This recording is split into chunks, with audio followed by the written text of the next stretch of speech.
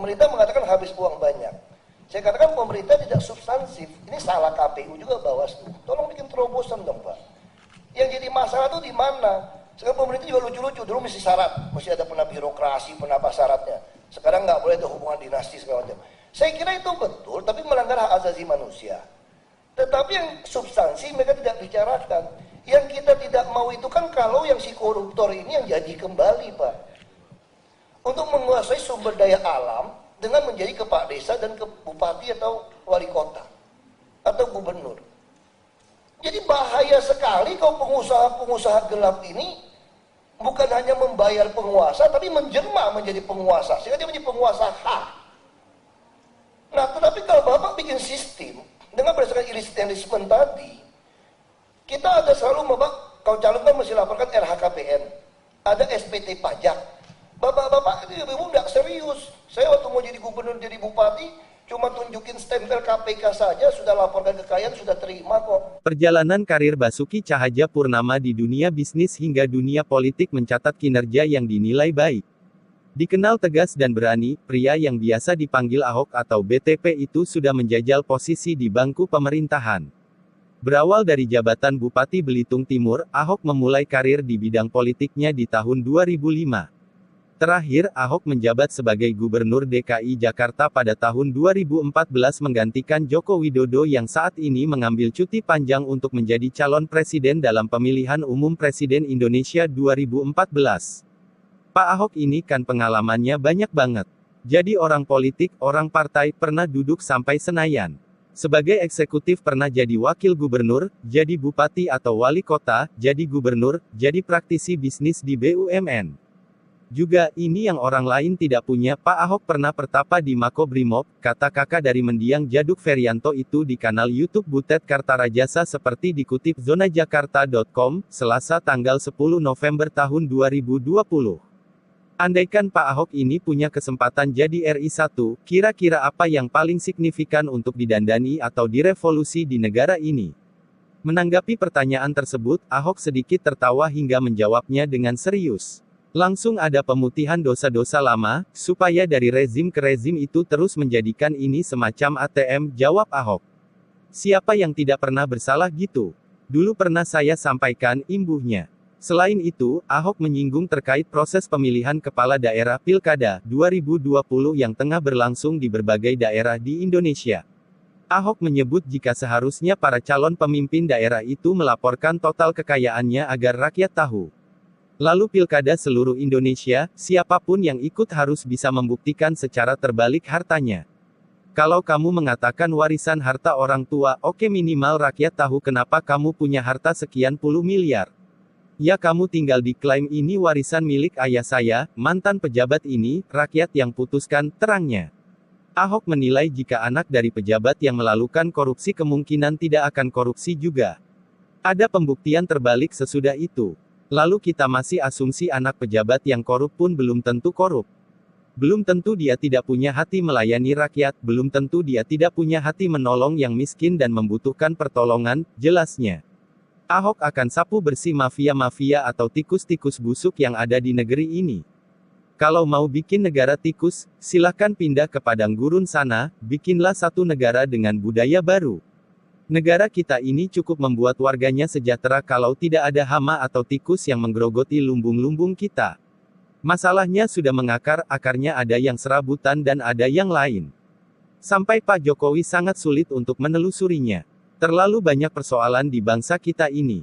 Kita bersyukur presiden kita amanah dan sudah terlihat kinerja selama menjabat sebagai Presiden RI 2 periode sedang berlangsung. Selama kepemimpinan beliau, banyak pejabat-pejabat maupun mantan pejabat ketar-ketir. Begitulah kira-kira seandainya Ahok menjadi Presiden RI. Namun apa mungkin Ahok bisa menjadi presiden? Kita doakan saja siapapun presidennya, kita harapkan ada Jokowi-Jokowi baru yang akan menuntaskan persoalan bangsa kita. Tetapi yang substansi mereka tidak bicarakan. Yang kita tidak mau itu kan kalau yang si koruptor ini yang jadi kembali, Pak. Yang kita tidak mau ini pencuri-pencuri uang ini, bos-bos gelap ini yang tidak bayar pajak, yang membiayai orang, ini yang menjadi kepala daerah. Dan KPU Bawaslu tidak bisa mencegah ini. Maksud saya harus bikin terobosan. Di dalam alam demokrasi, Pak, yang buruk sama yang baik ini punya kesempatan, peluang yang sama untuk terpilih. Nah, itu tugas bapak-bapak sama ibu-ibu di sini. Bagaimana yang buruk-buruk ini jangan terpilih karena permainan lapangannya tidak rata, Pak. Nah, tugas bapak meratakan lapangan. Nah, saya selalu bermimpi para aktivis yang idealis ini 2014 bisa masuk ke politik ini tanpa dicurangin, Pak. Misalnya dari DPT, Pak. Saya tidak ngerti apa pikiran di KPU tidak membuat suatu terobosan. Bapak selama 5 tahun kan terus mengecek DPT, diperbaiki, pembaruan segala macam itu. Kenapa tidak buat satu sistem? Saya kemarin kebetulan diundang dari partai, diutus ke Melbourne, Pak, pemilihan negara Victoria sana. Sana sangat menarik, Pak. Ternyata tidak ada nama IT-IT-an itu, Pak. Persis seperti kita, Pak. Tetap DPT, setebal gajah begini, DPT nama. Jadi orang yang datang sama, Pak. Ada undangan kirim ke yang bersangkutan, persis kita. Datang, lalu dicek. Kalau tidak ada DPT, ya maaf, Anda tidak bisa dikasih pilih gitu, Pak. Ya sama. Tetapi menariknya, ada meja-meja lain yang mengatur orang yang tidak ada di DPT itu kan bisa saja. Saya waktu pas di tempat itu, dia kebetulan mengunjungi mertuanya. Mendadak sakit. Jadi gara-gara kunjungi mertuanya tentu tidak ada DPT dia kan. Jadi si orang ini bawa anak istrinya, dia datang ke meja yang disediakan tanpa ada daftar di DPT, Pak. Lalu dia bilang, saya karena ada mertua sakit, saya datang ke sini mau memilih katanya. Oke, enggak apa-apa. Bawa kartu enggak ada, enggak apa-apa, disuruh isi formulir. Formulir diisi, kamu alamatnya di mana, telepon berapa, nomor security, semua diisi lah. Kita juga pasti bisa isi, Pak. Lalu dikasih hak pilih, Pak. Tapi hak pilihnya itu dimasukkan ke amplop. Itu yang menarik. Sebenarnya kenapa? Ini tidak boleh dihitung di TPS yang bersangkutan. Karena bisa saja yang bersangkutan ini bohong. Walaupun ada KTP, bisa bohong, dia bilang. Ini dikirim ke KPU-nya, Pak. Makanya mereka butuh seminggu. Di KPU-nya terjadi pembaruan data, ada Bawaslu-nya mengawasi, termasuk para saksi partai, untuk memutuskan apakah orang ini berhak dihitung suaranya atau tidak. Karena kan bisa saja dia bohongin di beberapa tempat kan, Pak. Kalau di beberapa tempat kan amplopnya akan masuk juga ke sini. Sekalian ngecek di DPT yang listnya itu kan dia lapor. Saya harusnya tinggal di wilayah ini. Langsung ketahuan. Kalau dia memilih di tempat asalnya dan dia pergi ke mertuanya mendaftar sebagai itu. Dan ada sanksi, Pak. 6 tahun penjara, Pak. Kalau dia ternyata bohong. Jadi saya kira orang yang akalnya saraf baru berani bohong seperti itu, Pak. Tetapi kalau dengan sistem Bapak sekarang, Bapak melanggar hak asasi manusia. Bapak mempasang iklan, biaya begitu besar, supaya masyarakat ikut partisipasi memilih. Tetapi orang yang begitu rajin sampai ke TPS, Pak, hanya gara-gara DPT-nya tidak ada namanya, Bapak hilangkan hak pilihnya. Apalagi kalau KPUD-nya juga oknumnya main, Pak.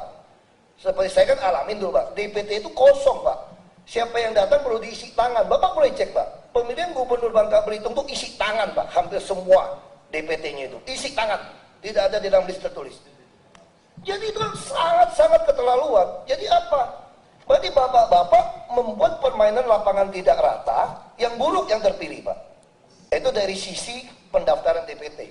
Nah itu saya mau tanya, kenapa KPU tidak ada terobosan seperti itu? Lalu yang kedua, Pak, kita tahu, saya tidak mempersoalkan sistem komputer Bapak, Pak. 2009 kemarin, saya tahu persis ada sesuatu yang aneh gitu, Pak.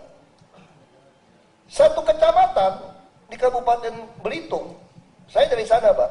Dari jam 2 dihitung sampai jam 5, satu kecamatan saya sudah 8.000 suara saya, Pak. Begitu direkap, suara tinggal 6.000, Pak, seluruh kabupaten, Pak. Lalu seluruh Pulau Bangka, 5 kabupaten kota, waktu Bapak masih bikin rekap di Borobudur, saya sudah nilainya 17.000. Lawan saya baru 3.000, 2.000. Begitu selesai rekap, saya sudah 17.000, dia 35.000, Pak. Lalu bagaimana saya bisa duduk di sini, Pak? Karena kemudian Belitung Timur ada membuat film dokumenter saya, Pak, dari perusahaan film. Dia filmin semua, waktu ngisi hitung itu, oknum sana nggak berani main, Pak. Saya menang 44%, duduklah saya di DPR sini. Nah, pertanyaan saya, kenapa Bawaslu tidak mau foto? Saya buktikan kemarin pemilu kada di Beltim, saya turunkan kamera, turunkan digital, saya shoot semua, itu masih ada oknum mau main di dalam lembaran kertas itu, dia tidak mau tulis lokasi TPS-nya, dibikin kosong. Itu kan pelanggaran. Karena saya komisi 2, saya bisa pulang, ini pelanggaran saya bilang. Begitu dia tulis, kita filmkan, tidak ada suara yang berubah, Pak. Makanya adik saya bisa dapat 42,67%. Maksud saya, apakah Bawaslu KPU tidak ngerti urusan begitu murah tidak bisa saudara lakukan? Ini untuk mencegah maling-maling yang jadi pejabat. Supaya idealis-idealis aktivis ini bisa bertanding yang sama. Kalau tidak, Pak, kita frustrasi semua. Lalu seperti quick count. Kenapa LSI bisa quick count? Dia bukan ngarang-ngarang, Pak. Itu betul-betul tiap orang melaporkan dari TPS-nya. Di Australia juga sama ternyata, Pak. Jadi mereka langsung ditelepon, Pak. Saya bilang, bagaimana kalau teleponnya bohong? Ini kan tercatat, ada handphone, ada jaringan handphone, ada telepon biasa. Kalau yang tidak ada hanya sekelompok kecil lah. Jadi semua sudah dilaporkan langsung keluar secara nasional. Kalau terjadi katanya, begitu pengurus PPK atau PPS-nya datang, yang menelepon tidak sesuai dengan tertulis, dia bisa pidana, Pak, karena banyak saksi. Bapak bayangin kalau kita belanja lewat bank, Pak, ya, itu kan ditanya, saya confirm ya, hari ini jam sekian kamu bicara dengan saya, itu terekam gitu, Pak. Kita bisa bangun sistem itu. Jadi sehingga yang tertulis memang tertulis itu yang menjadi terakhir, tetapi suara masuk sudah nggak bisa dielakkan gitu, Pak. Kecuali bapak-bapak memang ada niat mau main, Pak. Kalau nggak ada niat main, ini sistem terbaik. Saya mulai curiga, apakah di KPU Bawaslu ada oknum yang memang mau main gitu loh. Kenapa tidak mau bikin sistem yang baik? Ini murah sekali kok. Nah itu pikiran saya. Nah, terus yang lagi yang satu mengenai uang. Ini berbicara soal politik uang segala macam, Pak. Kita juga kasihan orang nggak punya duit ikut pilkada, Pak. Yang punya duit sudah pasang baliho di mana-mana segede gajah, 6x12 meter. Yang nggak punya uang, PNS yang jujur, kepala dinas yang jujur, nggak bisa pasang. Padahal PNS itu adalah birokrat yang terbaik, bisa melayani sebetulnya. Nah kalau dia jujur bisa menjadi pejabat publik, tapi nggak bisa tanding. Kenapa tidak KPU? Dia kan pasti sosialisasi, siapa calonnya, semua fotonya ada. Kenapa tidak semua buat peraturan, calon tidak boleh pasang baliho, kecuali KPUD. Kalau calon merasa, saya merasa KPUD kurang balihonya, saya mau pasang. Boleh dipasang, asal Anda juga masukkan foto lawan Anda. Yang disetujui, jangan warnanya dikurangin. KPUD bisa bikin, KPU bisa bikin aturan itu. Nah ini maksud saya terobosan-terobosan ini yang harus KPU Bawaslu pikirin gitu loh. Jangan cuma ngabisin 1 triliun nggak ngaruhan. Kita ingin demokrasi ini ada hasil. Sekarang sementara, menurut saya sudah ada oknum-oknum di pemerintah ini yang menuduh demokrasi ini gagal. Kita pengen kembali ke otoriter. Oh nggak bisa. Kalau lewat DPRD, tiap tahun nyogok itu anggota DPRD.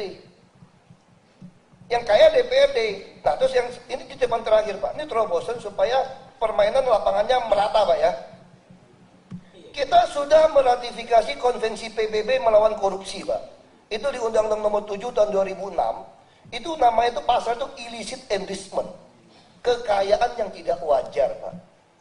Hari ini Bapak tahu nggak, banyak pengusaha gelap untuk menguasai sumber daya alam, termasuk kades, mereka nggak bisa jadi bupati, jadi kepala desa loh, Pak. Untuk menguasai sumber daya alam dengan menjadi kepala desa dan ke bupati atau wali kota atau gubernur. Jadi bahaya sekali kalau pengusaha-pengusaha gelap ini bukan hanya membayar penguasa, tapi menjelma menjadi penguasa, sehingga dia menjadi penguasa hak. Nah, tetapi kalau Bapak bikin sistem dengan berdasarkan illicit enrichment tadi, kita ada selalu Bapak, kalau calon kan mesti laporkan LHKPN, ada SPT pajak. Bapak-bapak ini ibu nggak serius. Saya waktu mau jadi gubernur, jadi bupati, cuma tunjukin stempel KPK saja, sudah laporkan kekayaan, sudah terima kok. Saya bisa bohongin bapak-bapak. Harusnya umumkan dong LHKPN seluruh calon kepala daerah. Bapak cek, kalau harta saya 10 miliar, kira-kira pantas nggak saya 10 miliar? Usaha saya sendiri saya bayar pajak nggak berapa? Kalau saya tidak sesuai, kalau saya masih ngotot mau ikut, sita buat negara hartanya. Disitulah rekonsiliasi kita, Pak. Jadi mantan koruptor, silakan Anda nikmati korupsi Anda, asal jangan main-main melawan aktivis yang idealis. Itu fungsi KPU Bawaslu maksud saya. Kalau tidak, 5 tahun saya di sini pun nggak ada gunanya bapak-bapak ngabisin uang maksud saya. Itu kira-kira pendapat saya. Bapak silakan komentar. Maunya saya seperti itu, Pak. Terima kasih, Pak. Terima kasih sudah menonton video ini sampai selesai. Saya Christian Mosa. Sampai ketemu lagi di video kami berikutnya.